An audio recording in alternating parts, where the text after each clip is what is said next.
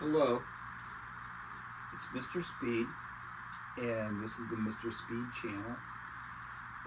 Today, I will be ranking the Aerosmith albums, some people's favorite American band. Not quite probably mine, but it's close. Well, you got Van Halen and the Ramones, and a lot of good bands. Blue Oyster Cult. Anyway,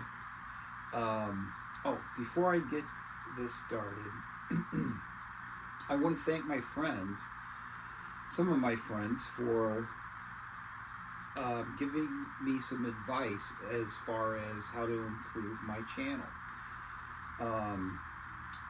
I will take that advice under consideration. Thank you, Craig, and some other people from the community here that have, given me some tips, and I may or may not do them. We'll see how it goes.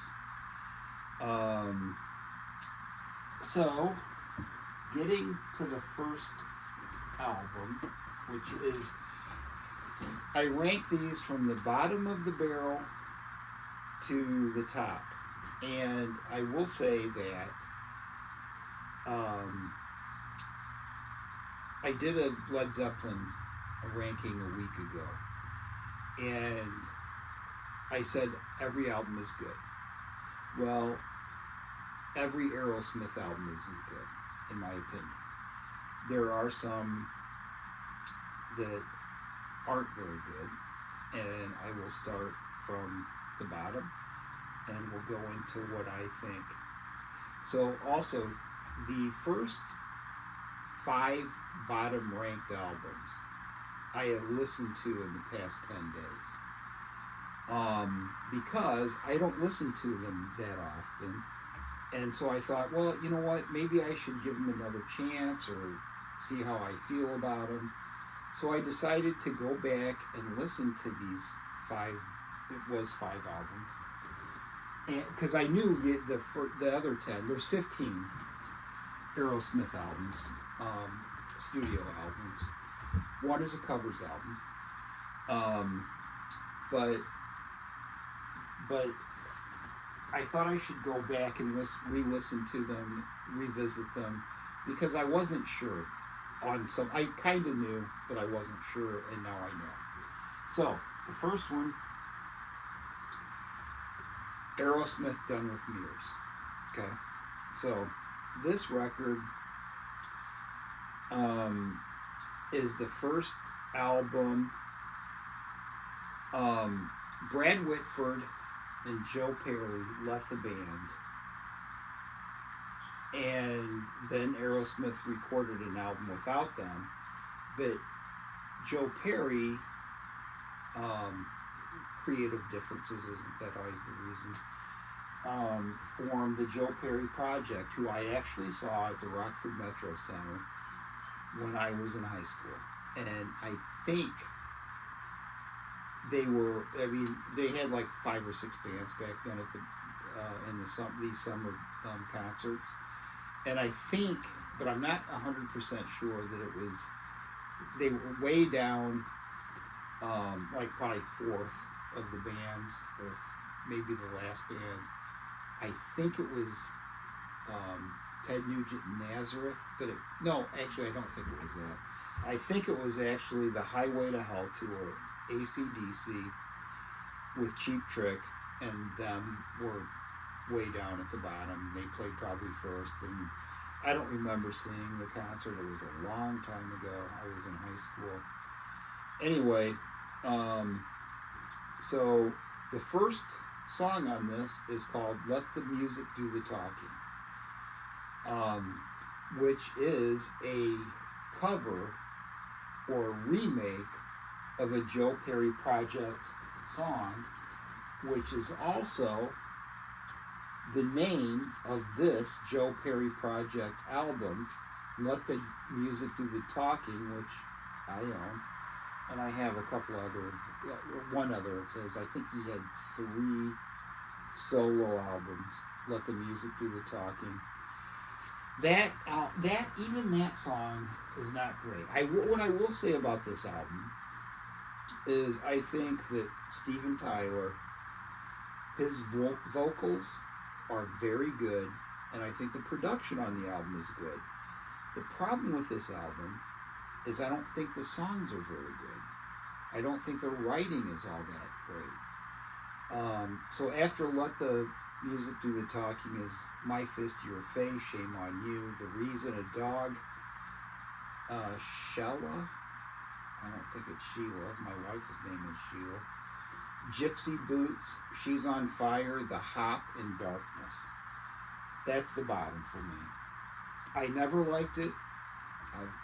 They're just, the songs are not memorable. I just listened to this 2 days ago, and I can't even think of what song, usually you can remember where you could possibly hum a song. Well, I can't even do that. The next one, 9 Lives. Another thing about Aerosmith is that, I like to go on YouTube and watch other people's rankings. There's hardly any, there's basically almost 0 rankings of this. I don't know why. Aerosmith is a very popular band. But I mean, it doesn't matter because I don't care what other people rate the albums. I'm going to rate them the way I see them. So it really doesn't matter. But this is I guess it'd be the 14th. 9 Lives. I've had this for a really long time. I've listened to it lots of times. It just doesn't, it's another one that doesn't have any memorable songs on it. This is another one that I listened to in the past week. First song, 9 Lives, Falling in Love, okay, not too bad. Hole in My Soul, Taste of India was okay. And then we're going all the way around. Pink, I think, was on the radio a little bit. But other than that, I remember listening to this, The Farm. It was, I just didn't understand the song, I guess, maybe. It's okay. It's not really okay. These two are the stinkers, in my opinion. Okay. Now, this next one here, this is a fun one. I like this, though. The rest of them I do like. All the rest of the Aerosmith catalog I do like. Honkin' on Hobo. So this is a covers CD or album. Roadrunner, great song. Shame, Shame, Shame. These are all covers. These are all from a long time ago, blues songs, with the exception of they did write The Grind. I like it. I think it's fun to listen to. It could go higher. The only reason I'm ranking it this low is because it is a covers. They didn't write much. They wrote one song and then they covered a lot, but it's still a fun listen. There was one thing I wanted to mention because I just listened to this. Messing around. Stop messing around. If anybody's seen Trains, Planes, and Automobiles, when John Candy is driving down the wrong way on the highway, they're playing this song. They're I think the original of this, and it's a hilarious scene. But anyway, that's another story. So this one here,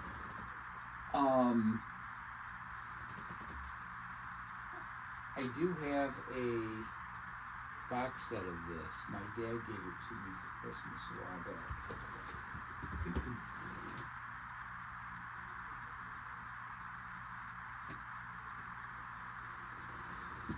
So this is the first CD that I got of this, and I think there's even a DVD, I thought so. So I do have this, too. I forgot about that. I like this. It's their last album. It's called Music from another dimension. I thought it was a new dimension, but it is another dimension. I just listened to this recently as well. Oh yeah, the first song is Love XXX. Beautiful Tell Me. I think this is a good one. I like this. There's something about it that I do like. It's a little too long possibly, but I like it. Legendary Child.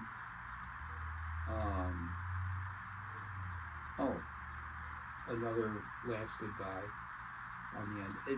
Nothing came out on the radio on this. It is a good CD though. I liked it when I heard it. And so that's why it's ranked where it is. The next one.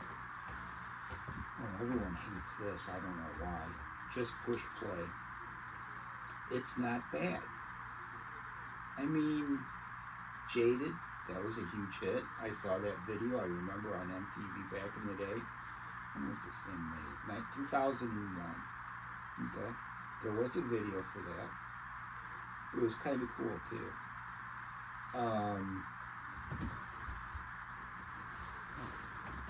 What else is on here? Beyond and Beautiful. Just Push Play. Jaded. Under My Skin. Not a lot. I mean, it's okay. I thought the album cover was cool too. But that's the next one. Now this one, okay. So Joe Perry and Brad Whitford left the band, and Joe Perry started the Joe Perry Project, and I have another. I should have brought that album out too. Another vinyl. But this is Rockin' a Hard Place, and I heard in an interview that was it not Brad Woodford, Joey Kramer, the drummer, said, this album does not suck, and it doesn't suck. I like it. He said this album has good stuff on it, and he is right. This album has Jailbait, Lightning Strikes, Bitches Brew. This is a good. So Jimmy Crespo, after Joe Perry left, Jimmy Crespo took over the guitar work on this, and I think he did a great job. But I think he knew that he didn't fit, and it was just like when Vince Neil left, and they had that fake singer in Motley Crue. He didn't fit in either. And same thing here. The band realized it and put out this one album and got Joe Perry and Brad Woodford back in. Prelude to Joni's Butterfly. There's two Jonis. I don't know who Joni is. Rockin' a Hard Place. Jig is Up. Push Comes to Shove. So I like this. I've always liked this. I mean, I haven't had it that long. Maybe, 20 years. Well, that's not that long. Well, it is a long time. Anyway, so that's the next one. This could have gone higher, possibly. This is after Done with Mirrors, they come out with this, and it's got a ton of hits on it, ton of videos on MTV, and it's a great album. Permanent Vacation, Heart's Done Time, Magic Touch, Ragdoll, that was all over the place. Dude Looks Like a Lady, okay. There's 12 songs on this thing. Angel, Permanent Vacation, all these, there's 5 probably top 40 hits, I bet, on this thing. It was very good, very well received. Everyone liked it, and it brought them right back into the fold. Next, Pump. another big hit. A lot of people, they just think, well, Aerosmith ended at, 1976 with Night in the Ruts. That's not the case here. I mean, this is a very strong album. Young Lust, Fine, Going Down, Love in an Elevator. That was all over the radio. I mean, these songs are very good. Janie's Got a Gun. Huge. It was everywhere. I love this album. That's why it's ranking up where it is, because it's a good album. Next. Okay.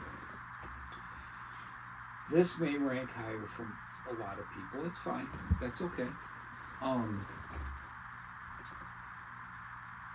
Their first album, Aerosmith. What happened here was this was released in the late 60s, I think 69. It says 73 here, but I don't think that's right.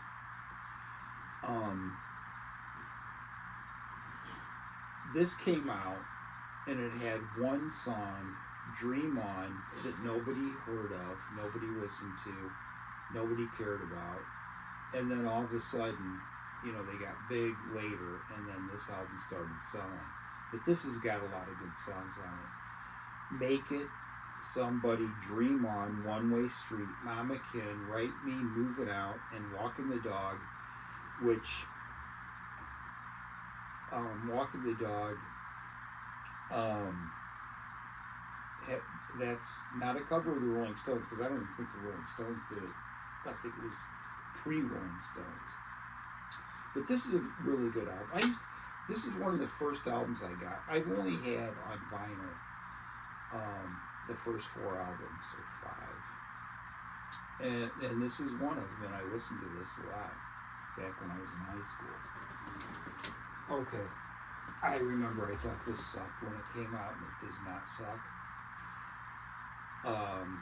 Night in the Ruts. They had a tour, and I didn't see them. I wish I would have.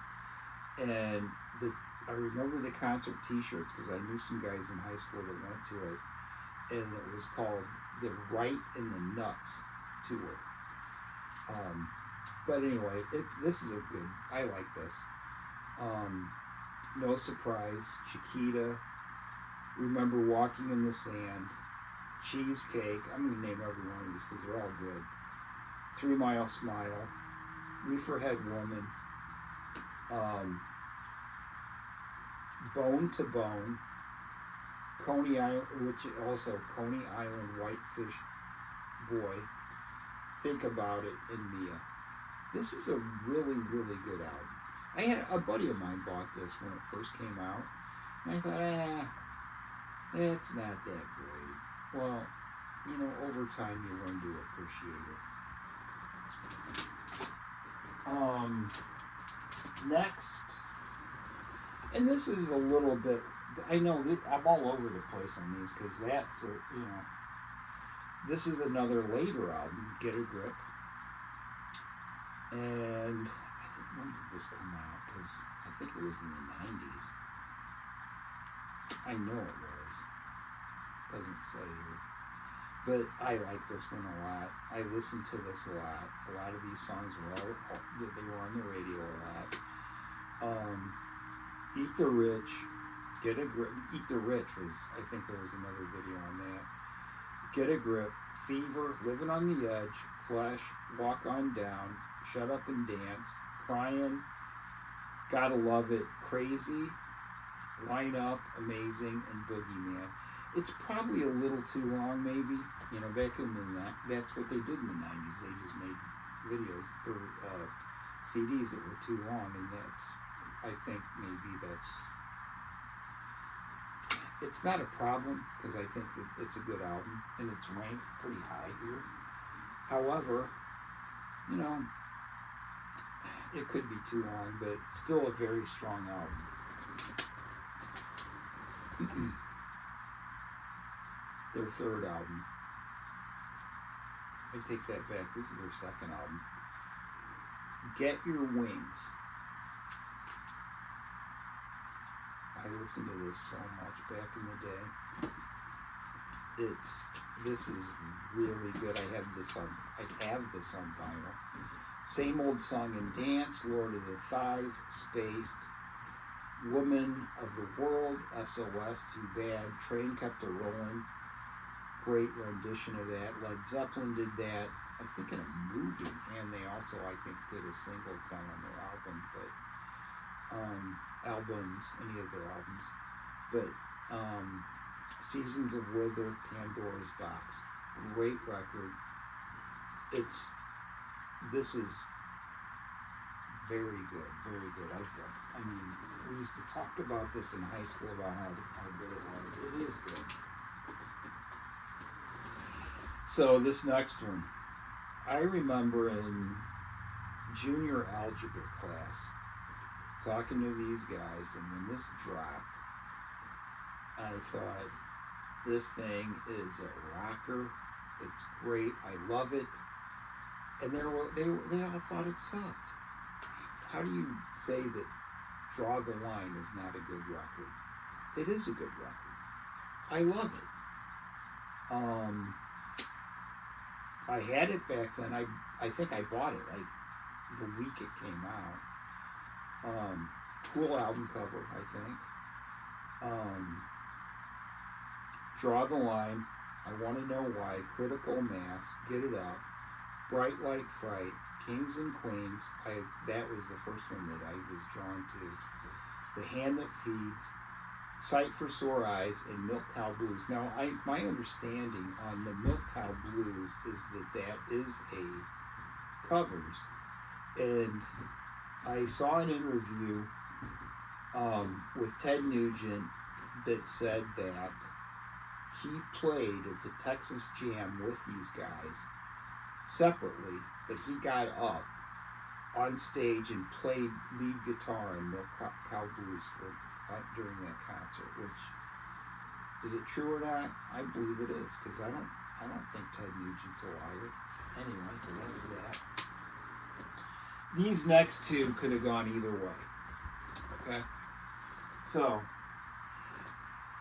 these are the final two, 14 and 15, and I could have flip-flopped these either way. I read Slash's biography, and Slash said that this was the most influential album when he was growing up, and it's Aerosmith Rocks. This could have gone number one. Now that you know what number two is, you know what number one is. If you know Led Zeppelin or Aerosmith.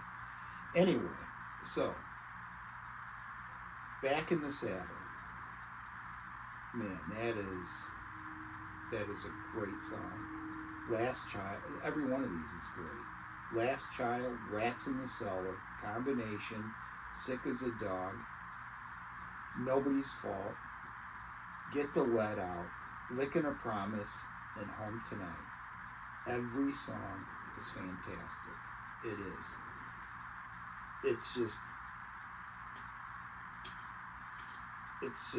It's an amazing album. I mean, I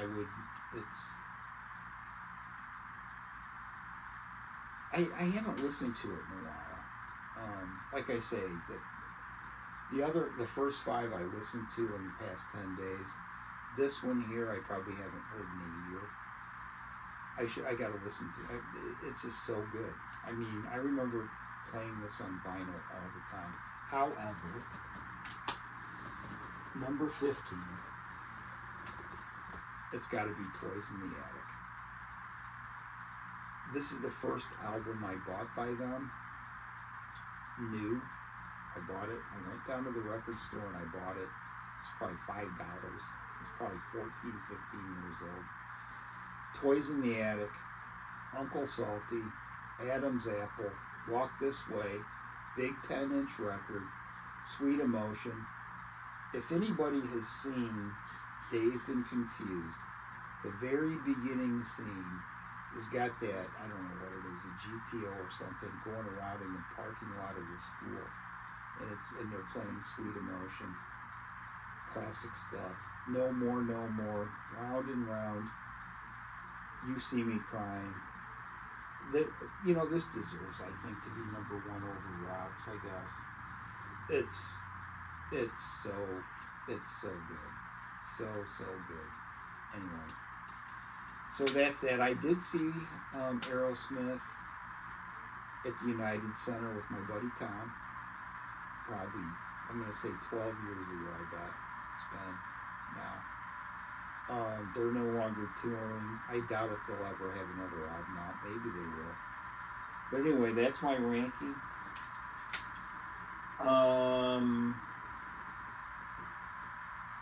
Okay.